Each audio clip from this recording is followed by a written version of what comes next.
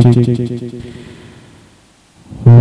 الذي أرسل رسوله بالهدى ودين الحق ليظهره على الدين كله ولو كره المشركون يا أيها الذين آمنوا هل أدلكم على تجارة تنجيكم من عذاب أليم تؤمنون بالله ورسوله وتجاهدون في سبيل الله بأموالكم وأنفسكم ذلكم خير لكم إن كنتم تعلمون يغفر لكم ذنوبكم ويدخلكم جنات تجري من تحتها الأنهار ومساكن طيبة في جنات عدن ذلك الفوز العظيم وأخرى تحبونها نصر من الله وفتح قريب.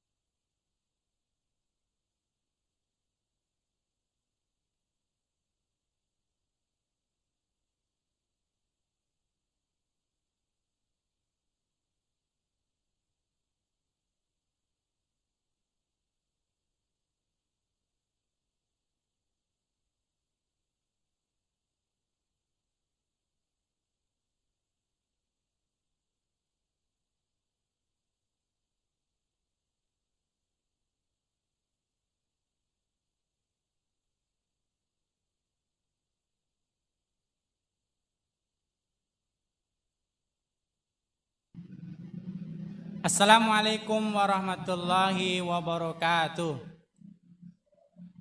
Bagaimana kabarnya semua? Kok kurang semangat? Sekali lagi ya, kalau misalnya Aminsun bilang, gimana kabarnya semua? Jawabnya adalah, Alhamdulillah, luar biasa, Allahu Akbar. Bisa? Aminsun ulang lagi ya. Kalau Aminsun bilang, bagaimana kabarnya semua? Jawabnya adalah, Alhamdulillah, luar biasa, Allahu Akbar. Bisa? Oke. Bagaimana kabarnya semua? Masya Allah, Allahu Akbar. Oke, Alhamdulillah, wassalatu wassalamu ala asrofil anbiya wal mursalin, wa ala alihi wa ashabihi wa man tabi'ahum bi ihsanin ila yaumiddin amma ba'du. Bagaimana? Masih semangat semuanya? Masih semangat? Lebih semangat. Jawabnya apa? Masih semangat? Lebih semangat. Iya, alhamdulillah. Insya Allah pada sore hari ini kita akan sedikit mengambil hikmah dari sebuah kisah. Kisah siapa? Kisah salah satu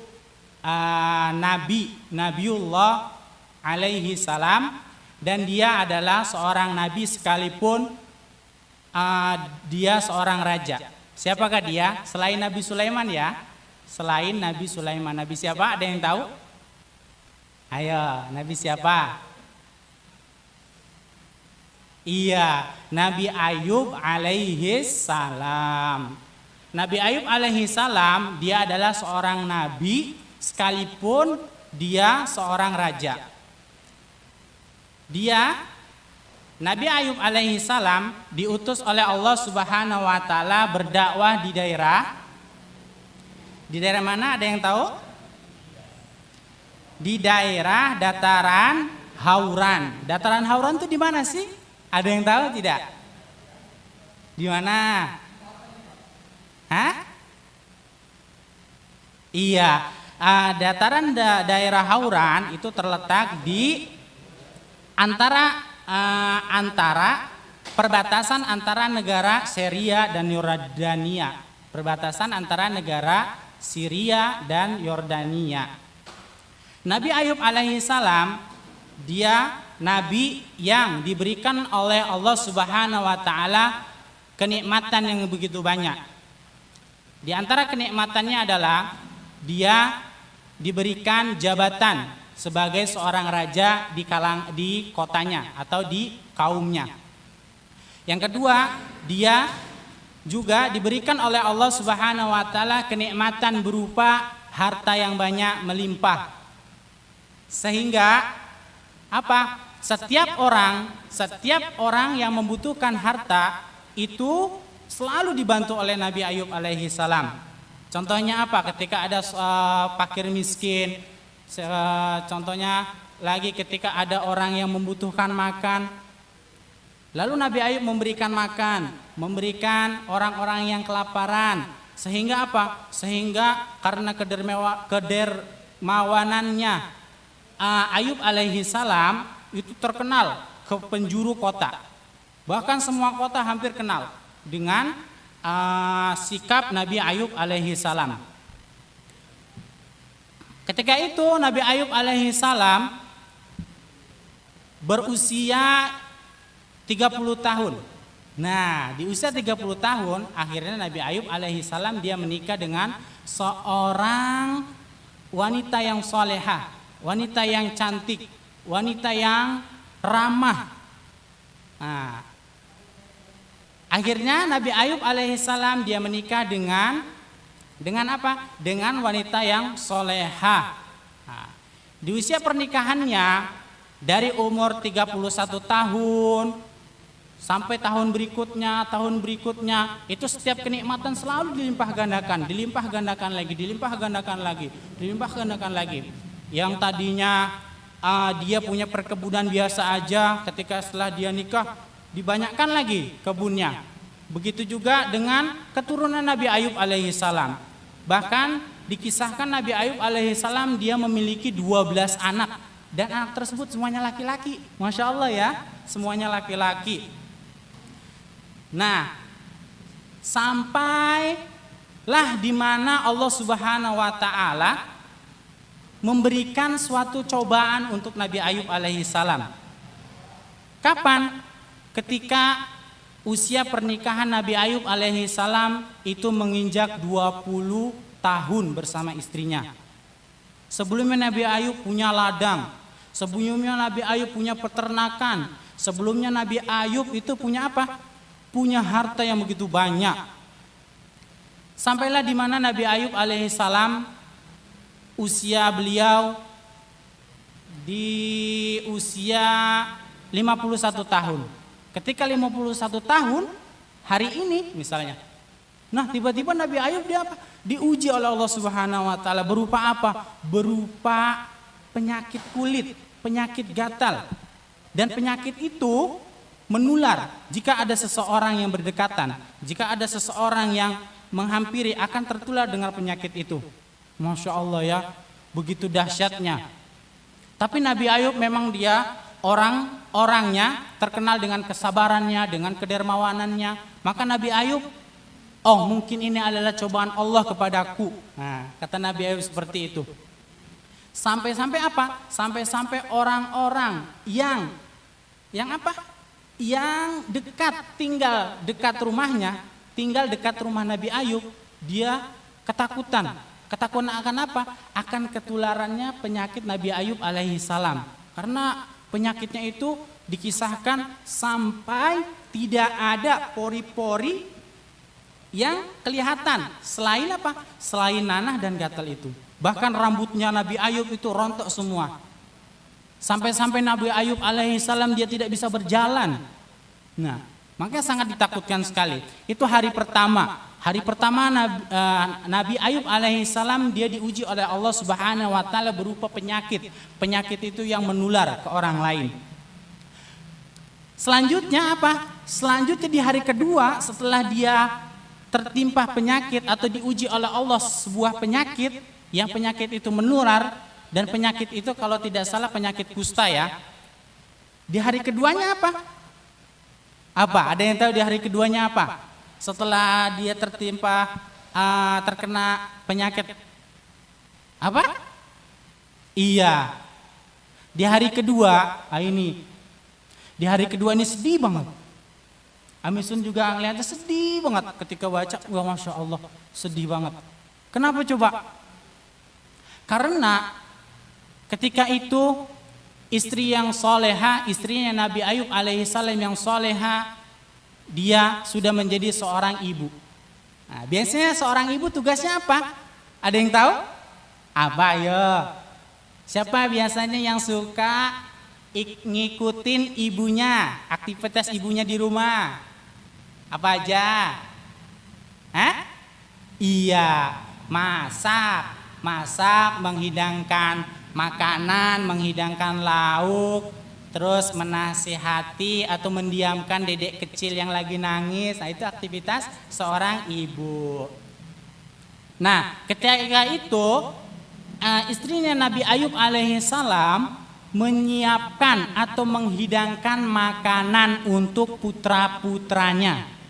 Ketika makanan sudah dihidangkan, semuanya makan, tiba-tiba apa? Tiba-tiba atap rumahnya Nabi Ayub alaihissalam roboh, yang menimpa anak-anaknya Nabi Ayub alaihissalam yang sedang menikmati makanan yang dibuat oleh ibunya. Seketika itu pun roboh. Wah, langsung kaget semua. Kaget gak? Kaget dong. Kaget langsung ibunya, istrinya Nabi Ayub alaihissalam. Sebagai seorang ibu dia mencari, mana anak saya, sebelah mana anak saya, tadi yang mana? Coba yang nomor 4, yang nomor 2, yang nomor 3, yang nomor 6, sampai yang nomor 12. Tidak ada yang menyaut ketika dipanggil oleh ibunya. Tidak ada yang menyaut, hening seketika. Pas dilihat, apa yang terjadi? Pas yang dilihat ternyata semua anaknya meninggal dunia akibat tertimpa genteng, akibat tertimpa puing-puing, akibat tertimpa atap rumahnya Nabi Ayub alaihissalam. Padahal gak ada angin, gak ada hujan, gak ada apa-apa sama sekali. Tapi tiba-tiba rubuh. Aneh kan?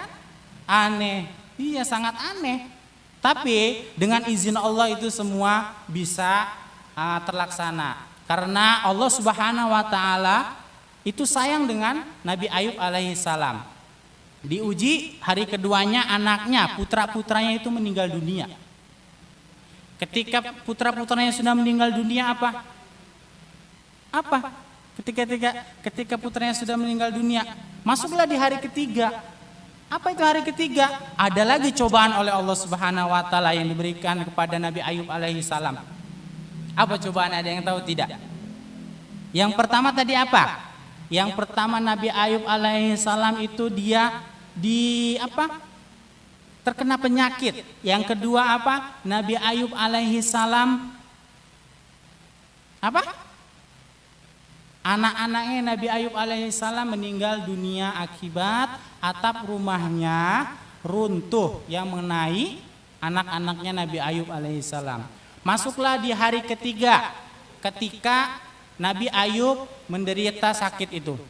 Apa cobaannya hari ketiga? Ini lagi hari ketiga. Yang tadinya hartanya banyak, yang tadinya hartanya melimpah, itu sumbernya dari satu usaha. Apa usahanya? Dari beberapa usaha. Apa usahanya? usaha Nabi Ayub adalah dia sebagai memiliki ladang yang banyak sekali. Setelah ladang peternakan yang banyak sekali. Nah, di hari ketiga ini Allah Subhanahu wa taala menguji Nabi Ayub alaihi salam. Berupa Berupa datangnya hama yang menyerang pertaniannya Nabi Ayub alaihi salam. Pertaniannya terkena hama. Setelah hama, peternakannya Peternakannya semua hewan peliharaannya Nabi Ayub alaihi salam itu meninggal seketika, mati seketika.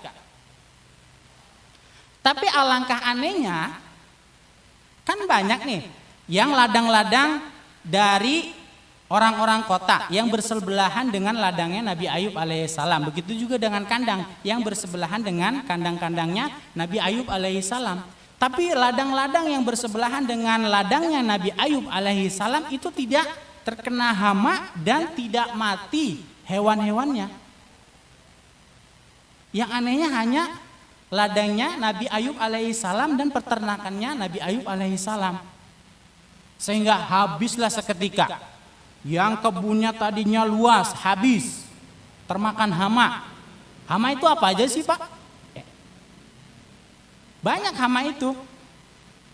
Bisa berupa belalang, bisa berupa hewan-hewan kecil yang mengakibatkan panen gagal.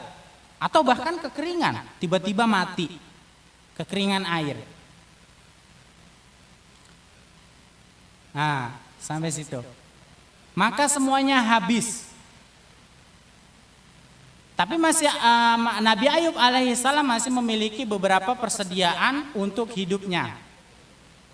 Nah,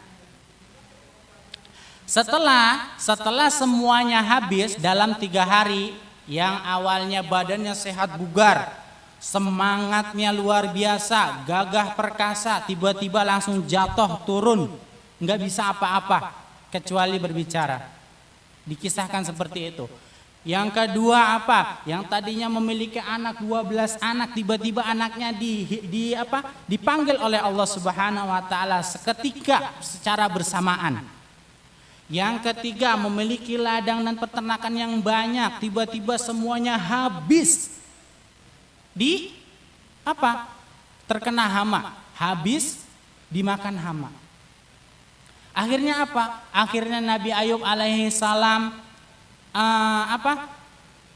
sampai-sampai Nabi Ayub alaihi salam itu mengungsi dari kota ke pinggir kota. Kenapa? Karena orang-orang kota, masyarakat setempat di mana Nabi Ayub alaihi salam tinggal itu tidak ada yang mau mendekati Nabi Ayub, dikhawatirkan menularkan penyakit. Akhirnya Nabi Ayub alaihissalam dan istrinya yang salehah, dia pindah ke pinggiran ke pinggiran kota yang dimana tidak ada orang kecuali Nabi Ayub alaihissalam dan istrinya. Sampai-sampai Nabi Ayub alaihissalam tidak dapat memberikan nafkah untuk istrinya, sehingga yang menjadi tulang punggung saat itu adalah istrinya Nabi Ayub alaihi salam sebagai tulang punggung suaminya. Karena suaminya tidak bisa mencari pendapatan lagi. Diakibatkan Diakibatkan penyakit yang menyerang dirinya. Nah, sampailah di mana semua habis. Semua tidak apa-apa lagi, maka istrinya yang soleha keluar untuk mencari mencari nafkah, mencari makan untuk suaminya. Akhirnya berjalanlah waktu sampai Nabi Ayub alaihi salam itu kurang lebih terkena penyakit 18 tahun. Lama banget ya 18 tahun. 1 tahun aja lama banget ya. Apalagi diderita penyakit selama 18 tahun. Dan penyakit itu menular. Tidak ada orang sedikit pun yang mau mendekati dirinya kecuali istrinya. Nah, 18 tahun bayangkan. Yang biasanya hari-harinya dekat sama orang, yang biasanya hari-harinya bermuamalah sama orang, yang biasanya hari-harinya saling sapa, hai fulan, gimana kabar? Kalian sehat semua? Semuanya sehat?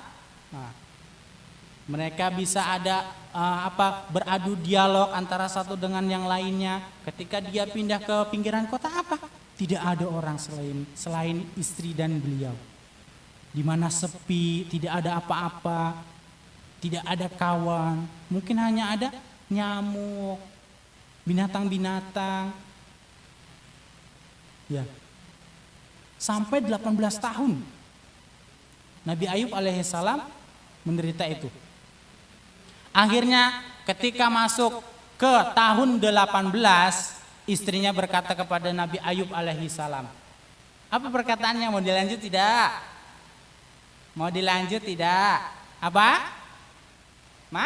Mau. Masih semangat? Lebih semangat. Apa jawabnya? Masih semangat? Lebih semangat. Masya Allah. Oke, kita lanjutkan.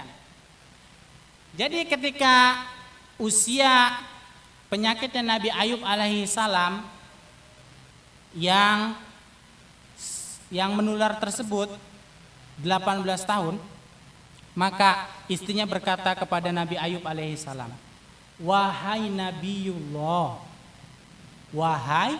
Nabiullah, wahai suamiku, sesungguhnya, kata istrinya, sesungguhnya engkau sudah 18 tahun tidak berdakwah, tidak mendakwai orang-orang, tidak mendakwai umatmu. Alangkah baiknya kamu memohon kepada Allah agar disembuhkan penyakitmu, penyakit yang menderita dirimu. Lalu apa? Nabi Ayub ditanya. Terus Nabi Ayub bertanya lagi kepada istrinya, wahai istriku yang salehah, yang cantik, yang ramah, yang santun. Apa isinya? Wahai istriku, dulu kita merasakan kenikmatan yang diberikan oleh Allah Subhanahu wa taala itu berapa tahun lamanya? Lalu istrinya menjawab, wahai Nabiullah Ayub alaihissalam suamiku, dulu kita diberikan kenikmatan oleh Allah Subhanahu wa taala kurang lebih 20 tahun lamanya.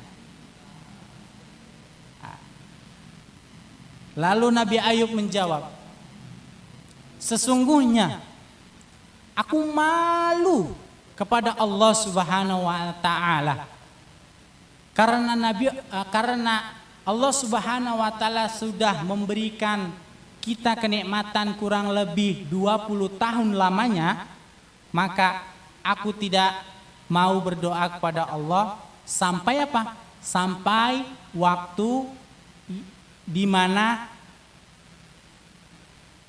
rasa derita, rasa sakit yang aku alami ini berumur 20 tahun lamanya.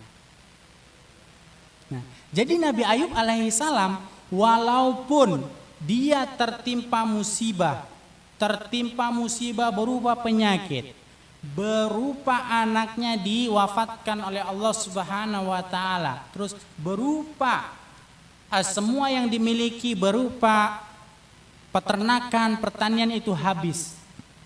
Tapi Nabi Ayub alaihissalam dia tidak pernah mengeluh, tidak pernah meminta belas kasih ke orang lain, tidak pernah. Dia yakin sesungguhnya Allah Subhanahu wa taala itu sedang menguji dirinya, sedang memberikan apa? Memberikan suatu cobaan. Apakah Nabi Ayub alaihissalam ini dia sabar? Kata Nabi Ayub seperti itu. Tapi Nabi Ayub alaihissalam walaupun dia terkena penyakit, tapi dia tetap berikhtiar kepada Allah Subhanahu wa taala agar apa? Agar penyakitnya itu sembuh. Berupa apa? Berupa berobat, minum obat yang dicarikan oleh istrinya. Seperti itu. Ketika itu semua yang dimiliki oleh Nabi Ayub alaihissalam habis dan sirna. Sampailah di mana Allah Subhanahu wa taala memberikan apa? Memberikan ijabah dari doa Nabi Ayub alaihissalam. Kapan Nabi Ayub alaihissalam berdoa kepada Allah Subhanahu wa taala? Apa? Kapan? Setelah Nabi Ayub alaihissalam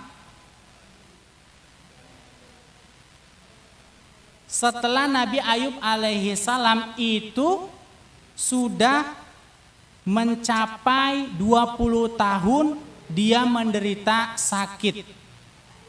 Setelah 20 tahun maka Nabi Ayub alaihissalam mulai berdoa kepada Allah Subhanahu wa taala. Wahai Tuhanku, dengan bahasa yang santun yang sopan. Wahai Tuhanku, wahai penciptaku, wahai pemilikku. Sesungguhnya aku sedang ditimpa penyakit dan engkaulah zat yang maha penyayang. Itu isi dari doanya Nabi Ayub alaihissalam. Wahai apa? Wahai Tuhanku, wahai penciptaku, wahai pemilikku, sesungguhnya aku sedang ditimpa penyakit dan engkaulah zat yang maha penyayang. Itu isi doa Nabi Ayub alaihissalam. Setelah Nabi Ayub alaihissalam berdoa seperti itu, langsung Allah Subhanahu wa taala memberikan apa? Wahyu kepada Nabi Ayub alaihissalam. Wahai Ayub, pijakkanlah kakimu di bawah ranjangmu. Akhirnya dipijakkanlah kaki Nabi Ayub alaihissalam ke bumi. Langsung muncullah mata air dari bumi itu, dari bawah ranjangnya itu. Lalu diperintahkan Nabi Ayub alaihissalam oleh Allah Subhanahu wa taala untuk meminum dan mandi dengan air tersebut. Seketika apa? Penyakitnya sembuh total, hilang semua penyakitnya. Sampailah Nabi Ayub merasa lebih apa? Lebih bugar dari 20 tahun yang lalu, lebih sehat dari 20 tahun yang lalu. Nah, di hari pertama Nabi Ayub alaihissalam sembuh seketika. Pada usia berapa? Pada usia Nabi Ayub itu 51 tahun. 51 tahun. Bukan 51 tahun. 71 tahun. Kan 30, 20, 51 ya? 51 tahun. 51. Bukan 71 tahun. Kenapa? Karena dia nikah umur 30 tahun. Setelah itu dia merasakan kenikmatan sampai umur 51 tahun. Setelah 51 tahun dia merasakan apa? Merasakan penderitaan, merasakan cobaan, merasakan apa? Suatu yang musibah. Sesuatu musibah yang menimpa dirinya. 20 tahun berarti usianya Nabi Ayub ketika semua adalah 71 tahun. Ketika usia Nabi Ayub alaihi salam 71 tahun dia diberikan kesembuhan dari penyakit itu. Lalu di hari berikutnya usia Nabi Ayub 72 ya. Di hari keduanya bukan 72. Di hari keduanya Nabi Ayub alaihissalam apa? Diberikan kenikmatan oleh Allah Subhanahu wa taala berupa apa? Berupa datangnya para kaumnya yang mendengar bahwa Nabi Ayub alaihissalam sudah sembuh. Maka berbondong-bondonglah orang-orang yang berada di kota untuk memberikan apa? Memberikan hadiah kepada Nabi Ayub. Bahkan hadiahnya itu dikisahkan sampai melebihi apa? Melebihi di mana kenikmatan yang 21 tahun yang lalu. Wah, begitu banyak ya. Masya Allah, begitu banyak. Pas di hari berikutnya, hari ketiganya apa? Di hari ketiganya istrinya itu hamil, yang hamilnya itu kembar. Ternyata setiap tahunnya istrinya Nabi Ayub alaihissalam selalu hamil kembar, sampailah di mana jumlah anak Nabi Ayub alaihissalam berjumlah 24 anak. 24, Masya Allah. Dari yang awalnya 12 menjadi 24 anak. Maka Allah Subhanahu wa taala memberikan semuanya itu atas apa? Atas kesabaran Allah, atas kesabaran Nabi Ayub alaihi salam. Atas kesabaran musibah yang diberikan kepada Nabi Ayub alaihi salam. Dia selalu sabar. Itu adalah buah manis dari sebuah kesabaran. Buah manis dari sebuah kesabaran. Kenapa? Karena tidak ada yang mustahil bagi Allah Subhanahu wa taala, hanya perlu keimanan saja. Jika seseorang itu sudah beriman, dia yakin bahwa Allah Subhanahu wa taala itu zat yang memberikan segala sesuatu, baik kenikmatan maupun keburukan, harus kita imani dengan sebaik-baiknya. Dan sabar sebagai pemegang hidup kita. Jadi kita harus sabar. Katakanlah, hai hamba-hambaku yang beriman, bertakwalah kepada Tuhanmu. Orang-orang yang berbuat baik di dunia ini memperoleh kebaikan. Dan di bumi Allah itu adalah luas. Sesungguhnya hanya orang-orang yang bersabarlah yang dicukupkan pahala mereka tanpa batas. Iya. Jadi semua kenikmatan itu adalah dari kesabaran, buah manis dari kesabaran. Maka kita, pelajaran yang dapat kita ambil dari mana? Dari kisah Nabi Ayub alaihissalam adalah yang satu, sabar. Sabar. Semua musibah yang menimpa kita, semua sesuatu yang kurang baik menurut kita, atau menurut kita baik tapi menurut Allah itu belum baik, maka kita harus bersabar. Mungkin itu memang yang terbaik. Nah, itu yang pertama, kesabaran. Harus kita yakinin semuanya yang berada di dalam diri kita ataupun apa-apa yang kita miliki, semuanya itu adalah milik Allah Subhanahu wa taala. Jadi apabila Allah Subhanahu wa taala mengambil suatu nikmat dari kita, mungkin itu adalah sesuatu yang baik untuk diri kita. Paham sampai sini? Masya Allah. Terus pelajaran yang kedua apa? Pelajaran yang kedua adalah optimis, berpikir yang baik-baik. Optimisme tinggi dari Nabi Ayub alaihissalam kepada Allah Subhanahu wa taala pada akhirnya akan membuahkan hasil yang bahkan jauh lebih baik ketimbang yang beliau dapatkan sebelumnya. Ya. Jadi Nabi Ayub ini sangat optimis. Sehingga Allah Subhanahu wa taala memberikan lebih baik dari sebelumnya. Masya Allah ya. Yang ketiga apa? Yang ketiga adalah dari kisah Nabi Ayub ini diajarkan kita beradab. Beradab kepada siapa? Beradab kepada siapa? Beradab kepada apa? Kepada ujian yang kita coba, ujian yang sedang kita alami, ya. tidak mencela, tidak mencaci, harus kita harus kita bersabar, harus kita bersyukur. Mungkin orang lain itu ada yang lebih menderita dari kita. Ya, itu adalah 3 hikmah yang dapat kita ambil dari kisah Nabi Ayub alaihi salam. Mungkin ini saja untuk kisah Nabi Ayub alaihi salam ya.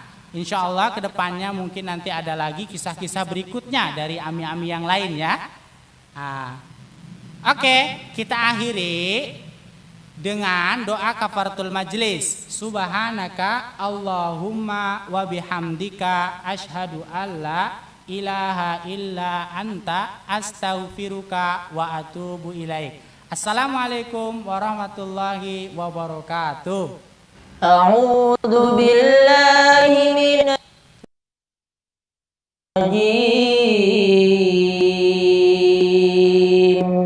Bismillahirrahmanirrahim. Assalamualaikum warahmatullahi wabarakatuh. Innal hamdalillah nahmaduhu wa nasta'inuhu wa nastaghfiruh wa na'udzu billahi min syururi anfusina wa min sayyiati a'malina. May yahdihillahu fala mudhillalah wa may yudlil fala hadiyalah. Asyhadu an la ilaha illallah wahdahu la syarikalah wa asyhadu anna Muhammadan abduhu wa rasuluh. Allahumma sholli ala Muhammad wa ala alihi wa sahbihi ajmain. Ayah bunda yang dirahmati Allah Subhanahu wa taala, kami dari Yayasan Islam Al-Ansor ingin sedikit memberikan informasi. Alhamdulillah bahwa mulai di bulan Oktober ini Yayasan Islam Al-Ansor sudah mulai membuka pendaftaran untuk SD Islam Al-Ansor dan SMP Al-Ansor.